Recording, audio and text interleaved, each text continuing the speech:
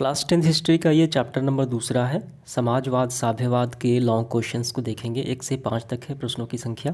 पहला प्रश्न देखिए क्या है, रूसी क्रांति के कारणों की विवेचना करें। यानी रूसी क्रांति होने के जो कारण हैं वो हमें बताना है, यानी किस वजह से रूसी क्रांति हुई। तो मैंने आपको कई बार बताया है, नवंबर 1917 में जो बेल्शेविक क्रांति हुई उसे रूसी क्रांति कहा जाता है और ये शासनकाल यानी जार निकोलस द्वितीय के शासनकाल में हुई। और रूसी क्रांति के निम्नलिखित जो कारण है वो 8 कारण है। ठीक है, 8 कारण है। तो देखिए, पहला कारण है जार की निरकुशलता और अयोग्य शासन व्यवस्था, और दूसरा है कृषकों की दयनीय स्थिति, और इसी तरीके से 8 कारण हैं। तो सब हम लिखें तो काफ़ी लंबा हो जाएगा। तो कैसे करना है कि मेन पॉइंट जो है, मुख्य बिंदु इसमें शामिल हो और आपका आंसर भी काफ़ी बेहतरीन तरीके से लिखा जाए। तो आइए इसका आंसर करते हैं हम। तो देखिए यहाँ पे सर्वप्रथम आपको लिखना है रूसी क्रांति के निम्नलिखित कारण थे। पहला कारण जो था, जार में निरकुशलता एवं अयोग्य शासन, ये वाला।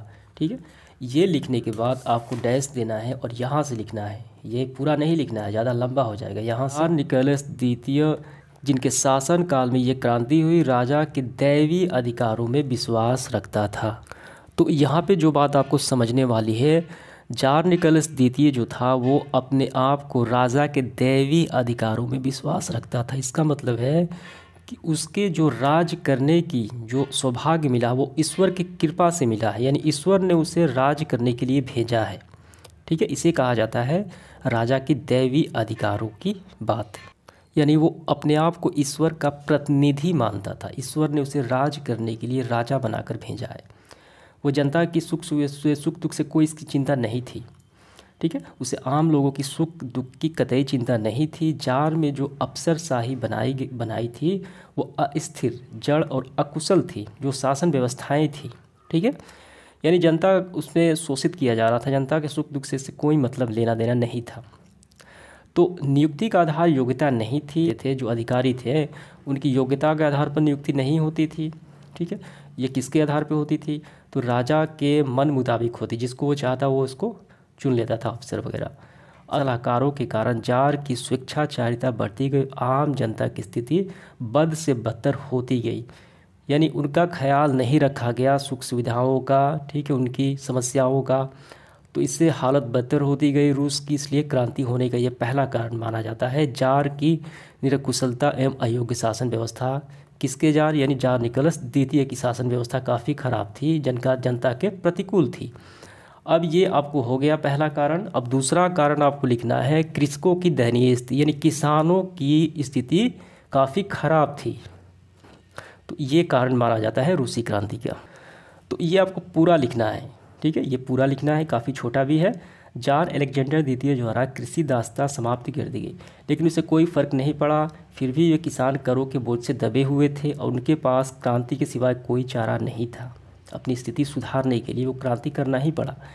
ये दूसरा कारण हो गया। अब तीसरा देखिए, तीसरा कारण आपको लिखना है मजदूरों की दयनीय स्थिति। मजदूरों की जो स्थिति थी आर्थिक, ठीक है, तो वो अच्छी नहीं थी, काफ़ी दयनीय थी। तो ये यहाँ से यहाँ तक हो जाएगा। ये पूरा नहीं लिखना है, लंबा हो जाएगा। रूस में मजदूरों की स्थिति अत्यंत दयनीय थी। उसे अधिक काम करना पड़ता था, परंतु उनकी मजदूरी काफ़ी कम मिलती थी। शोषण किया जाता था उसके शासनकाल में। किसके? जार निकोलस द्वितीय के। उनके साथ दुर्व्यवहार किया जाता था, अच्छा व्यवहार नहीं किया जाता था। अतः वो अपनी स्थिति से संतुष्ट नहीं थे, इसलिए वो क्रांति और भड़क गई।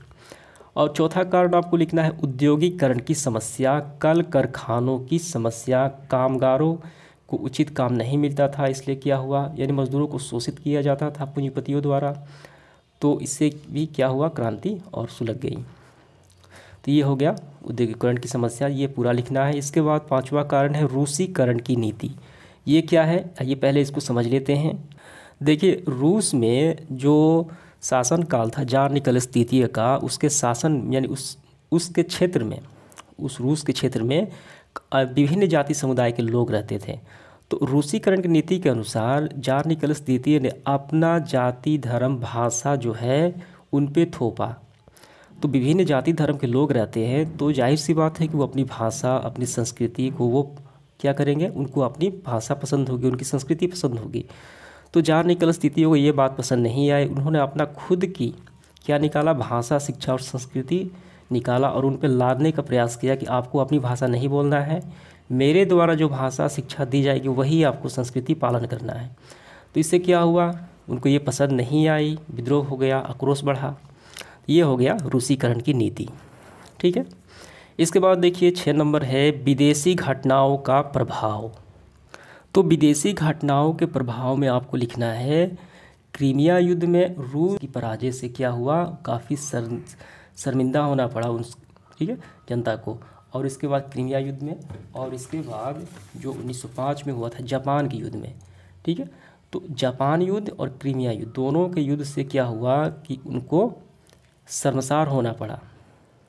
वे अपने आप को काफ़ी बड़ा समझते थे, उनकी महानता का भ्रम टूट चुका था। वो अपने आप को काफ़ी महान बतलाते थे, लेकिन दोनों युद्धों में उनकी हार हो गई, ठीक है, उनकी बेइज्जती हो गई, युद्ध और होने की संभावना बढ़ गई, हार की विफलता से शर्मसार होने के कारण। 7वां कारण आपको लिखना है रूस में मार्क्सवादी प्रभाव तथा बुद्धिजीवों का योगदान। मार्क्सवादी प्रभाव यानी कार्ल मार्क्स की अपनी कुछ विचारधाराएं थी, समाजवादी विचारधाराएं थी, वो मार्क्सवादी विचारधारा कही जाती है। और बुद्धिजीवियों का योगदान, बुद्धिजीवी मतलब समाज के पढ़े लिखे लोगों का योगदान, ये भी क्रांति होने में काफ़ी महत्वपूर्ण भूमिका निभाती है। ठीक है। तो आपको ये लिखना है, ये पूरा लिखते हुए आपको यहाँ यही बस आपको लिखना है, मार्क्सवादी विचारधारा से प्रभावित मजदूर एवं किसानों का संगठन रूस की क्रांति का एक महान कारण साबित हुआ। ठीक है। अब इसके बाद 8वां जो कारण देखिए ये क्या है, तत्कालिक कारण।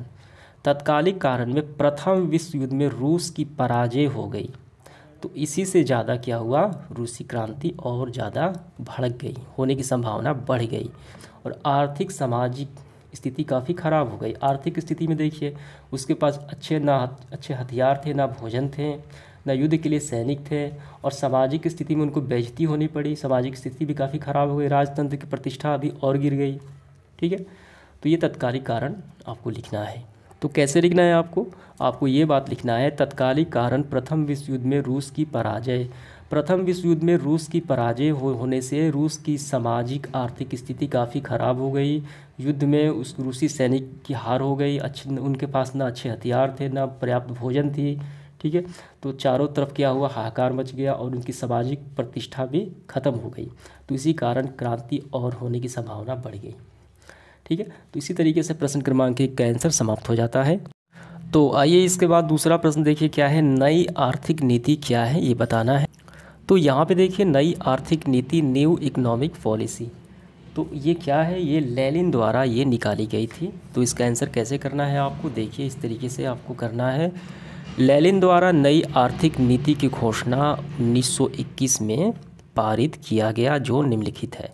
कौन सा है, ये पहला देखिए, ये रहा पहला, आपको यहाँ से लिखना है। ये बात आपको लिखते हुए जो अभी मैंने दिखाया आपको, किसानों के अनाज ले लेने के स्थान पर एक निश्चित कर लगाया गया, बचा हुआ अनाज किसानों का था और उसका मनचाहा इस्तेमाल कर सकता था।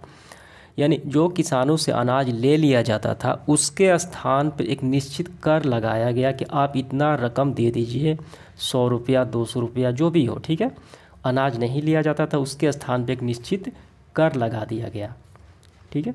और बचा हुआ जो अनाज होता था वो किसान अपने इस्तेमाल कर सकते थे, ले जा सकते थे। ये पहला हो गया नई आर्थिक नियम का। देखिए क्या है, यद्यपि यह सिद्धांत कायम रखा गया कि ज़मीन राज्य की है, यानी खेती के लिए ज़मीन वो किसकी है, वो रूस की है, फिर भी व्यवहार में ज़मीन किसान की हो गई। फिर भी व्यवहार में ज़मीन किसान की हो गई, यानी वो उसका इस्तेमाल कर सकता था। रूस की ज़मीन तो है लेकिन वो इस्तेमाल खेती के लिए कर सकता था। तीसरा, 20 से कम कर्मचारियों वाले उद्योगों को, जिन उद्योग कारखानों में 20 से कम कारीगर हो, तो वो व्यक्तिगत रूप चलाने का अधिकार मिल सकता था, यानी वो निजी मालिकाना किसी व्यक्ति विशेष अपना खुद का व्यापार, ठीक है, वो कर्मचारी कोई भी हो पेशा वो चला सकता था अगर 20 से कर्मचारी कम हो तो। चौथा, उद्योगों का विकेंद्रीकरण कर दिया गया। विकेंद्रीकरण का मतलब होता है जो कार्य शक्तियाँ थी वो केंद्र के पास ना होकर छोटे छोटे भागों में, ठीक है, छोटे छोटे प्रांतों में वो विभक्त हो गई, वो विकेंद्रीकरण किया गया, उनमें ढिलाई दी गई। निर्णय और क्रियान्वयन के बारे में विभिन्न इकाइयों को काफ़ी छूटें दी गई। आप निर्णय जो है किसी एक विशेष व्यक्ति विशेष नहीं ले सकता है, कई जो प्रांत हैं मिलकर वो निर्णय आसानी से ले सकते हैं, उनमें भी काफ़ी छूटें दी गई। तो इसी तरीके से आपको ये 8 ये पूरा लिख लेना है नई आर्थिक नीति। इसके बाद देखिए प्रश्न क्रमांक 3 क्या है, रूसी क्रांति के प्रभाव की विवेचना करें, यानी रूसी क्रांति होने से क्या क्या हुए, क्या क्या बदलाव हुए वो बताना है हमें। तो यहाँ पे देखिए रूसी क्रांति होने से रूस में क्या प्रभाव पड़ा। ठीक है, इस क्रांति के बाद यानी पश्चात श्रमिक यानी काम करने वाले जो मजदूर होते थे तथा सर्वहारा वर्ग की सत्ता। तो यहाँ पे देखिए सर्वहारा वर्ग कौन से आते हैं।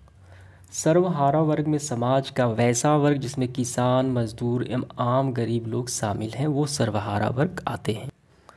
तो श्रमिकों तथा सर्वहारा वर्ग की सत्ता रूस में स्थापित हो गई। इन लोगों की सत्ता रूस में क्या हुई, स्थापित हुई, इनको स्थान मिला तथा उनके अन्य क्षेत्रों में भी आंदोलन को प्रोत्साहन दिया गया। ठीक है, किनके, ये श्रमिक और सर्वहारा वर्ग के अन्य आंदोलन को भी। दूसरा देखिए रूसी क्रांति के बाद विश्व विचारधारा के स्तर पर 2 खेमों में विभाजित हो गया।